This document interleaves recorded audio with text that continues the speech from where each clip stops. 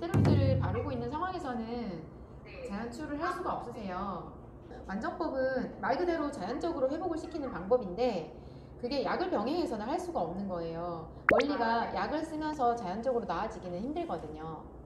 네. 그럼 이 자연 치유라는 거는 그 어느 정도까지만 하면 되는 거예요? 아니면 평생을 해야 되는 거예요? 어떻게 돼요? 어느 정도까지만 하면 되는 거고요.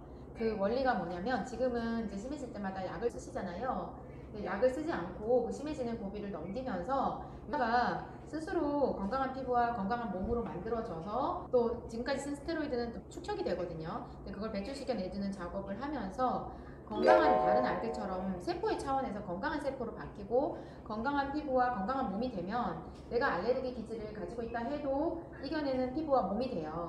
그래서 약을 쓰지 않아도 되게 되고 또 이제 정상의 기능을 하잖아요. 피부든 몸이든. 그러다 보니까 정상 아이들처럼 지낼 수가 있는 거죠. 그런데 어느 정도의 경지에 오를 때까지는 스스로 회복하는 힘이 지금 없고 이미 오랜 시간 동안 이제 스테로이드에 의존해서 매번 바른 건 아니었어도 어쨌거나 심한 고비 때는 약을 썼잖아요.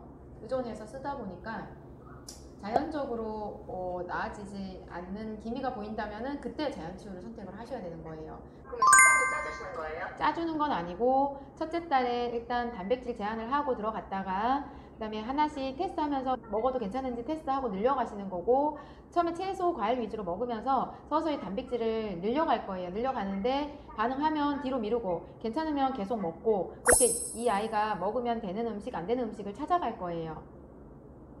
단백질이 그렇게 하는 이유가 있을까요?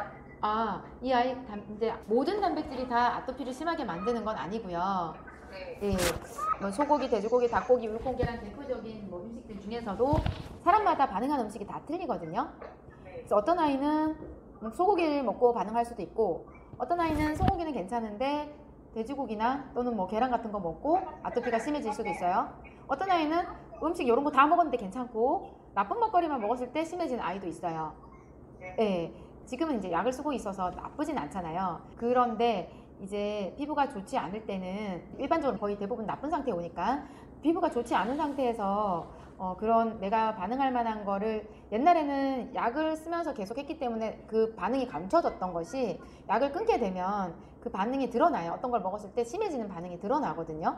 그런데 그 반응하고 플러스 우리 완정을 할 때는 내 안에 쌓여있는 독소들이 있거든요. 지금까지 나쁜 먹거리 먹었거나 아니면 나한테 좋지 않은 것들을 먹었음으로 인해서 쌓여있는 독소가 배출이 되게 하는 프로그램이 들어있는데 그 독소 배출과 이 아이가 먹은 음식 반응과 합쳐지면 아이가 굉장히 심해질 수 있어요. 그러면 아이가 힘들어지고 심한 만큼 회복도 늦어질 수 있거든요. 그래서 저희가 단계적으로 음식 관리가 들어가는 프로그램이 맞춰져 있어요. 그러니까 반응하는 음식 찾기 위한 목적도 하나 있고 또 엎친 데 겹친 격으로 심해지는 거를 예방하기 위해서도 하나가 있고 그리고 빨리 좋아지게 하기 위한 목적도 있는 거. 그래서 약간의 음식 관리가 처음에 조절이 필요하고요.